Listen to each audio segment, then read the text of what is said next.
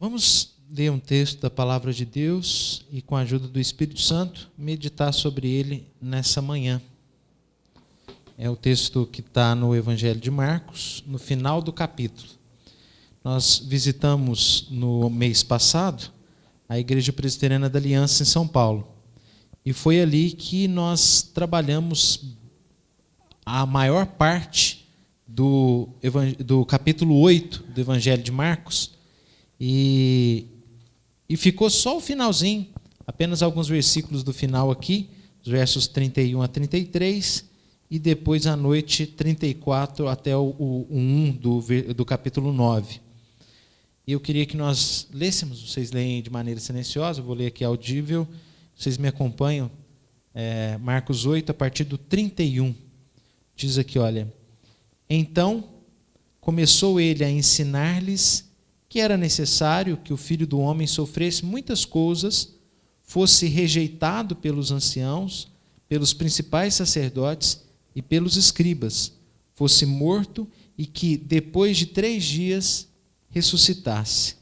E isto ele expunha claramente, mas Pedro, chamando-o à parte, começou a reprová-lo.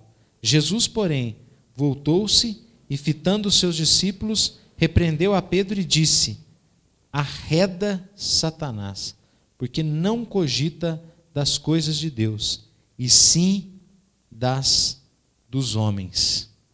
Amém.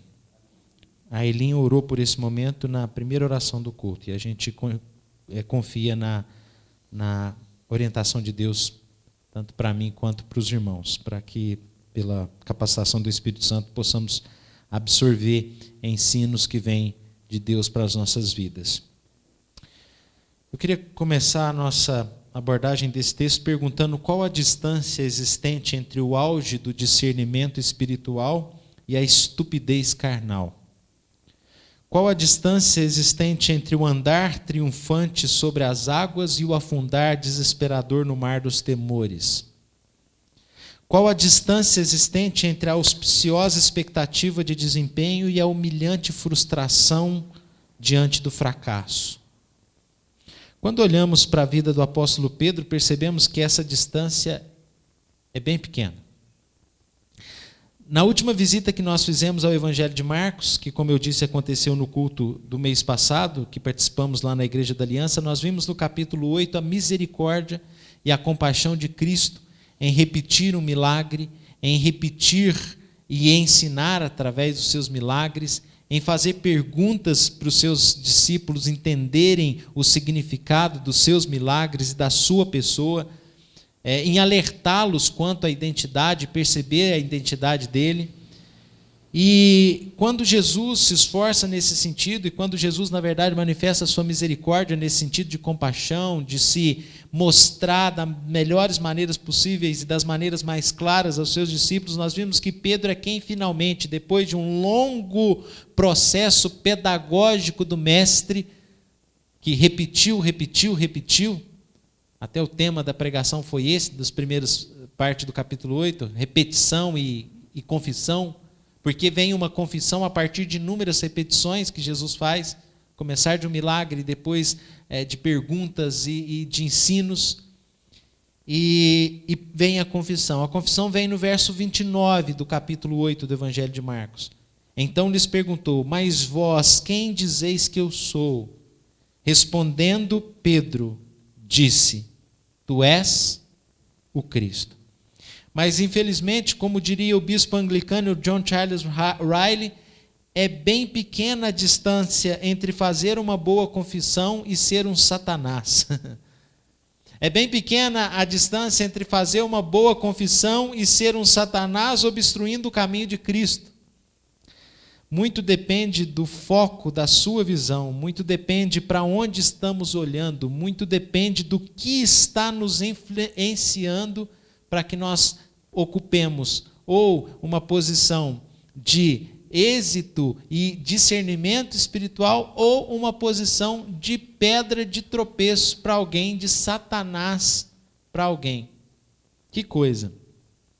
Não é a primeira vez que Pedro vive esses altos e baixos do discernimento e da performance espiritual. Em Mateus capítulo 14, verso 29 e 30, ele vai da fé e os seus passos triunfantes sobre as águas ao medo e o seu sucumbir desesperador no mar dos ventos. Ainda no Evangelho de Marcos, através do contraste entre os versos 29 e 31 e o versículo 71 do capítulo 14, quando você faz um contraste entre os versos 29 e 31 e o versículo 71 do capítulo 14, nós encontramos novamente Pedro indo da expectativa pessoal de desempenho até a frustração característica da fraqueza. Por quê? Esta noite me negarão. Eu? Jamais! Nunca vi este homem. Nem sei de quem que vocês estão falando. No texto lido na manhã de hoje, aqui no final do capítulo 8 do Evangelho de Marcos, nós somos auxiliados pelas palavras que Cristo dirige a Pedro. No final dessa perícope que nós lemos, verso 31 a 33, Jesus faz uma distinção entre coisas de Deus e dos homens. Essas palavras de Cristo ajudam a perceber que os nossos erros, que as nossas fraquezas, que a nossa instabilidade espiritual, muito tem a ver com a maneira como nós pensamos. Por quê? Cogitas.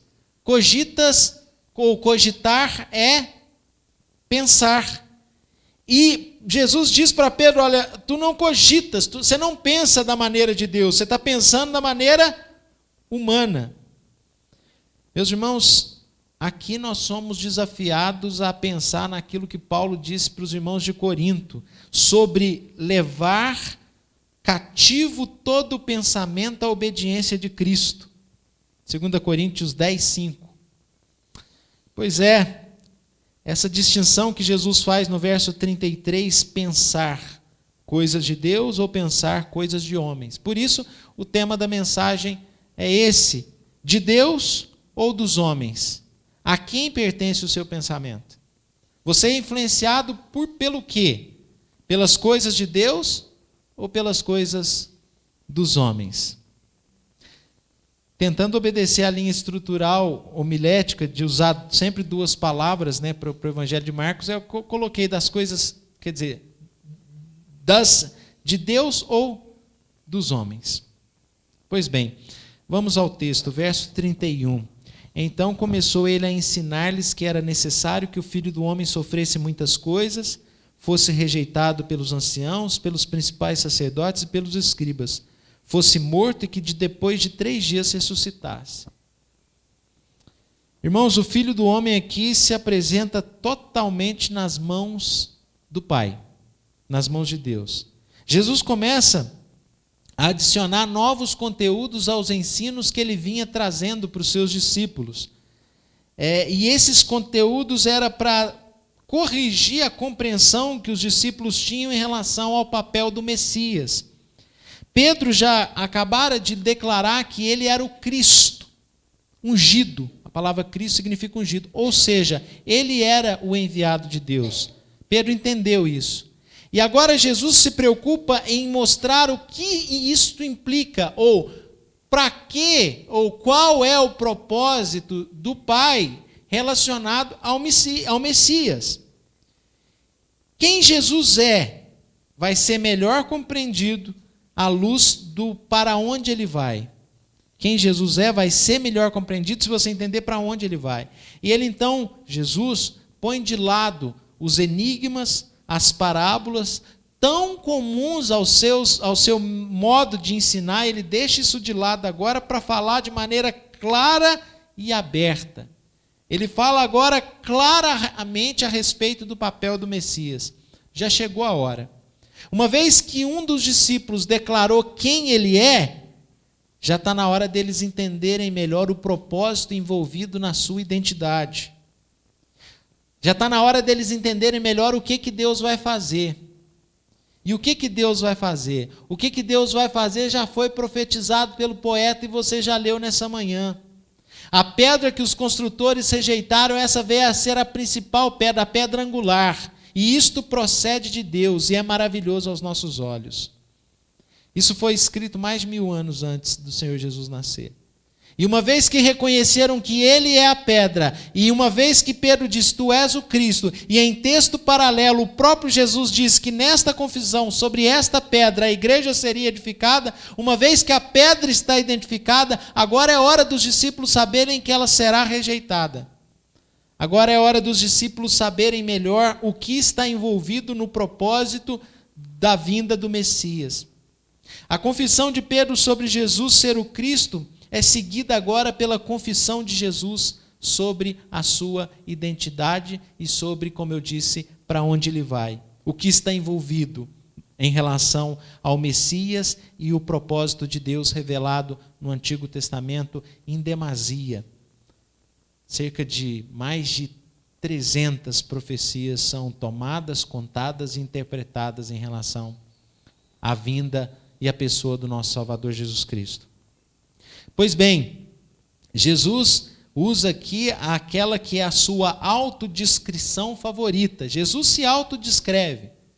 Sempre ele se apresenta. Por quê? Era propósito do Espírito revelar-nos quem ele é, o Filho de Deus encarnado. Isso envolve a nossa salvação, a nossa esperança. E ele se apresenta com várias autodescrições. Ele é a luz do mundo, ele é o pão da vida, que desce do céu. Mas a que ele mais usa, a sua favorita, ele é o Filho do Homem. O Filho do Homem. Esse título tem relação com o texto de Daniel, capítulo 7, verso 13, que também é messiânico, que fala sobre o Filho do Homem dentro dos propósitos de Deus na história. Não é uma declaração de status, de privilégio, de honra. Pelo contrário, é uma atribuição bem humilde ao Messias em relação à cultura contemporânea dos seus dias. É antes o reconhecimento, quando ele se apresenta como Filho do Homem, é o reconhecimento da sua encarnação no seu mais alto significado. Quer dizer, abrindo mão da sua divindade. O Filho de Deus se fez Filho do Homem para fazer os filhos dos homens se tornarem filhos de Deus. E quando Jesus se apresenta como Filho do Homem, ele esboça aquilo que nos foi descrito com muita clareza em Filipenses capítulo 2, a partir do verso 9, que subsistindo em forma de Deus, não julgou como usurpação o ser igual a Deus, antes a si mesmo se humilhou, se esvaziou, se tornando em forma de servo, reconhecido em figura humana, Filho do Homem. Essa é a autodescrição favorita do Senhor. E o Filho do Homem, segundo o que o próprio se apresenta aqui no verso 31, o Filho do Homem deve sofrer. Veja, era necessário que o Filho do Homem, verso 31, sofresse muitas coisas. Necessário. Embora sendo Filho de Deus, sua paixão e morte é uma necessidade incompreensível para os homens, mas é fundamentada na vontade de Deus expressa em toda a Escritura. Salmo 22, versículo 69, fala sobre a paixão de Cristo. Salmo 118, que nós lemos, fala sobre a paixão de Cristo, a rejeição de Cristo, a pedra que os construtores rejeitaram. Isaías, capítulo 50, verso 4 em diante, fala sobre a rejeição de Cristo. Isaías 52, 13 até o 53, 12, um dos mais clássicos textos que falam exatamente aquilo que o Senhor acabou de dizer para Pedro. Pedro, você já leu o Antigo Testamento? Que ele foi subindo como um renovo perante ele, como raiz de uma terra seca, não vimos nele nenhuma beleza, nem formosura que nos agradasse. Ele foi moído pelas nossas transgressões, o castigo que nos traz a paz estava sobre ele, e pelas suas pisaduras nós fomos sarados. É necessário, verso 31, que o Filho do Homem sofresse muitas coisas, fosse rejeitado. E aqui a rejeição é apresentada com uma ênfase muito interessante, porque Jesus menciona cada um dos 3 grupos que compunham o Sinédrio. O que é o Sinédrio? É mais ou menos aí um STF dos dias de Jesus. a Suprema Corte. O Sinédrio era formado ali pelos anciãos. Aqui Jesus fala deles, veja, ele fosse rejeitado pelos anciãos, pelos principais sacerdotes e pelos escribas. 3 grupos. Anciãos de Israel, os chefes dos sacerdotes, e aí quer dizer, todos aqueles que eram da tribo de Levi e trabalharam no ofício sacerdotal, os líderes, como parte dos líderes religiosos, mas além dos sacerdotes também, aqueles que eram responsáveis por ensinar, por copiar, por guardar as escrituras do Antigo Testamento, que eram quem? Os escribas. 3 grupos. E esses 3 grupos de líderes dos dias de Jesus haveriam de rejeitar Jesus, e Jesus está trazendo isso para Pedro. Há uma canção que nós cantamos, essa que nós acabamos de cantar agora, a gente também deu uma corrigidinha nela. Às vezes o slide não está atualizado, às vezes está, mas nesse estava bonitinho na hora que cantamos. 3 coexistem, né, em um. Na letra original, os 3 se formam em um. Só que eles se formam é meio esquisito do ponto de vista teológico. Na verdade, 3 pessoas coexistindo, existem juntas. Como assim? Normalmente uma existência envolve cada pessoa envolve uma existência diferente. Aí nós falamos de coexistência. No caso, temos um Deus que é revelado com 3 pessoas diferentes, mas uma existência só. E como eu sempre falo, né? Como assim? Eu não sei, não. Uma pessoa é uma existência. 2 pessoas é 2 existências, 3 pessoas é 3 existências. Aí, de repente, uma pessoa, 2 pessoas, 3 pessoas, uma existência só. É Ele, eterno, né? Muito além da nossa compreensão, infinito, né? Mas, enfim, existe uma outra canção que diz que Ele veio ao mundo para ser Marte da paz. Já falei com os irmãos da música, olha, para ser nossa paz.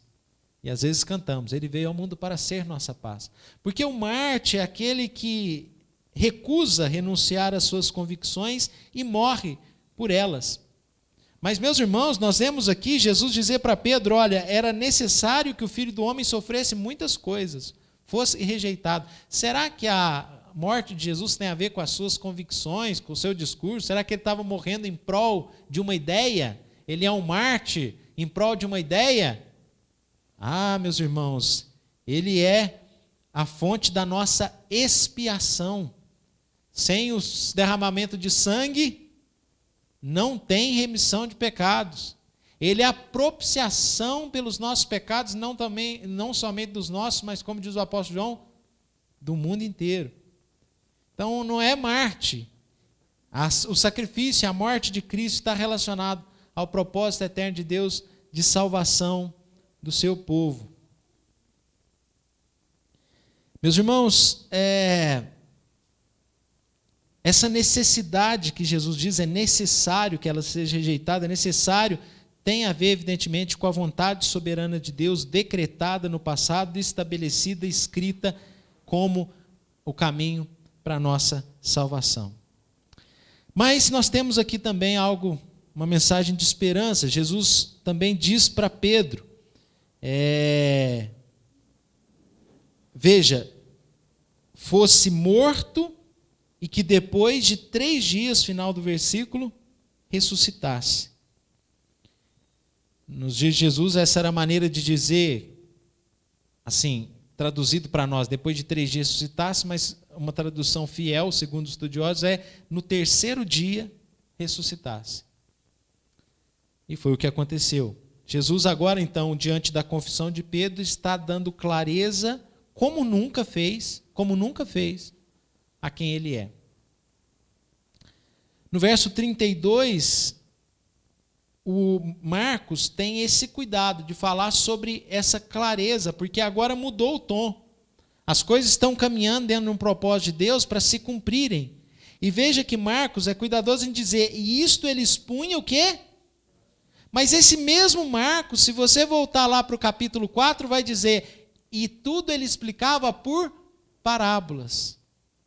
Todo o seu ensinamento, e não ensinava de outra maneira senão por parábolas. Está lá em Marcos 4. Agora ele mudou. Porque Deus está revelando o seu propósito. Muda completamente. Agora é claramente quem ele é. Só que aí nós vemos um camarada, esse é corajoso. Esse é corajoso. Para chamar Jesus num cantinho para reprová-lo. Para chamar a atenção de Jesus. Para corrigir Jesus. Esse é corajoso. Esse é corajoso. E imagina, ele toma Jesus pelo braço, chamando-o à parte. Pelo menos ele é, digamos, ele tem um bom senso. Porque imagina se ele chamasse a atenção de Jesus na frente de todo mundo, né? Pelo menos, vem cá. E aí chama de ladinho, corajoso. É típico de Pedro, né? Colocar o pé para fora do barco e começar a se afogar. Vai afundar de novo. Vai afundar de novo. Pôs o pé para fora do barco. Começou a reprová-lo, 32. Aí no 33, nós vemos Jesus se voltando para Pedro, fitando os seus discípulos também, falando com todos, repreendendo a Pedro e dizendo para Pedro. Lá em Apocalipse 3,19, o próprio Jesus, falando das igrejas, né, ele fala assim, eu disciplino, eu reprovo a quem eu amo. E aqui ele reprova Pedro. Uma palavra que é mais comum para Minas Gerais. Mineiro que tem essa mania de arreda esse trem daí. Reda, né? Jesus vira e arreda Satanás. Porque não cogita das coisas de Deus e sim dos homens. Jesus repreende a Pedro por tentar voltar a sua mente ali para pensamentos humanos. Pedro tinha feito uma confissão baseada naquilo que ele viu, que Jesus ensinou, que ele captou. Vale a pena meditar um pouco mais naquela abordagem que a gente faz do capítulo 8 todo. E aqui, Jesus, então, reprova Pedro. Pedro, você tem que ter a mente nas coisas de Deus. E você tem que desejar aquilo que Paulo falou aos Coríntios, que eu já citei aqui, levar cativo todo o pensamento à obediência de Cristo. Colossenses 3,2, que é, na verdade, uma frase que a gente usa muito aqui na Igreja do Alto da Lapa. Porque se vocês têm uma nova vida em Cristo, que vocês renasceram em Cristo, o quê? Colossenses 3,2. Pensai nas coisas lá do alto, onde Cristo vive, assentado à direita de Deus, e não nas coisas que são aqui da terra. Tu não cogitas das coisas de Deus, e sim das coisas dos homens. Você pensa nas coisas dos homens e não nas coisas de Deus. Pensar nas coisas lá do alto. Você tem uma nova vida em Cristo. Você tem que pensar mais alto, Pedro. Interessante, Jesus não desqualifica Pedro quando está repreendendo Pedro, mas ele explica a essência de tudo, da vida. A nossa mente é em Deus e não nesse plano.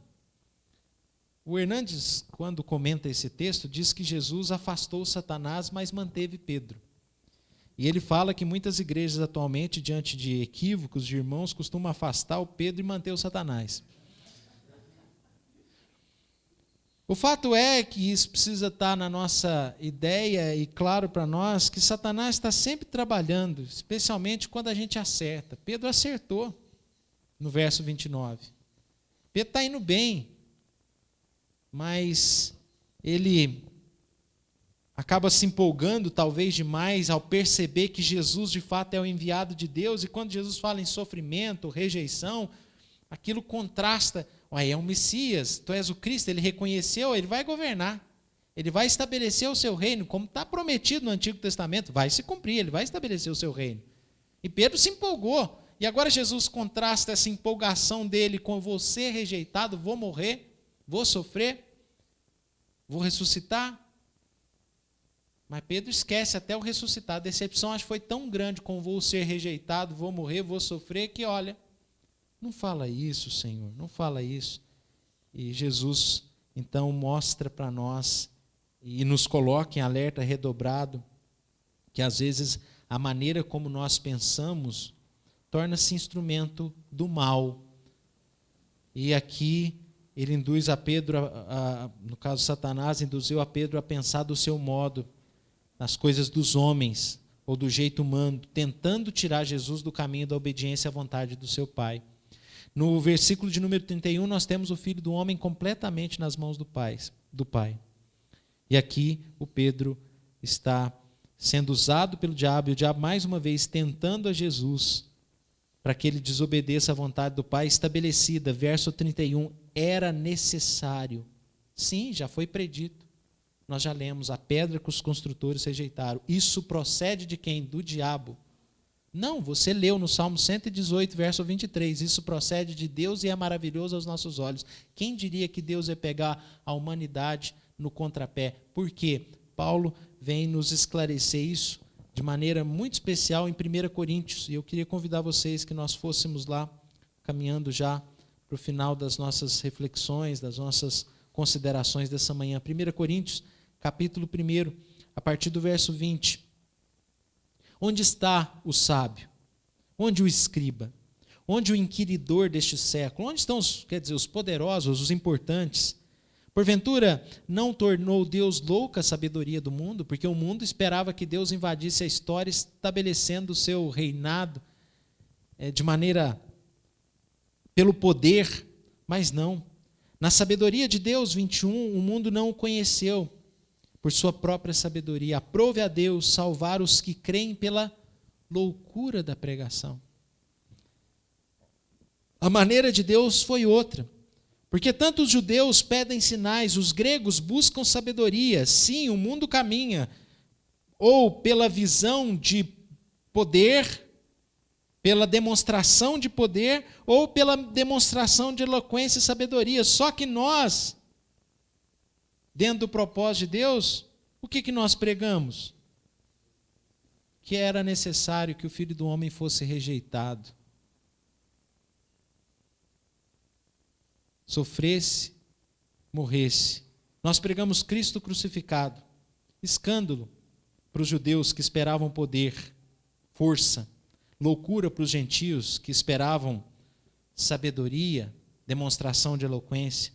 Mas para os que foram chamados, sejam judeus como gregos, de qualquer nacionalidade ou de qualquer expectativa, pregamos Cristo. Cristo, poder de Deus e sabedoria de Deus. Porque a loucura de Deus é mais sábia do que os homens, e a fraqueza de Deus é mais forte do que os homens. O Filho do Homem não governa pela força, mas pela fraqueza. Porque se entregando nós vemos o amor de Deus, e nós nos entregamos ao amor de Deus, e nos tornamos totalmente dele.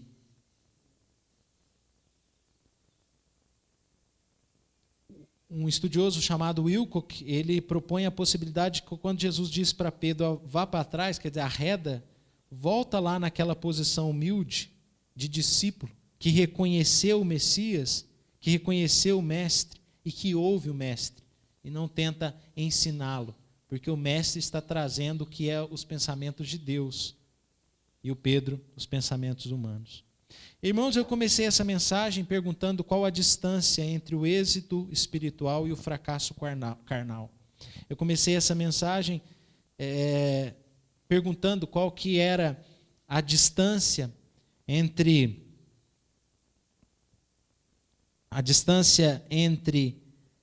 o discernimento espiritual e a estupidez carnal. A distância entre o andar triunfante sobre as águas e o afundar desesperador no mar dos temores.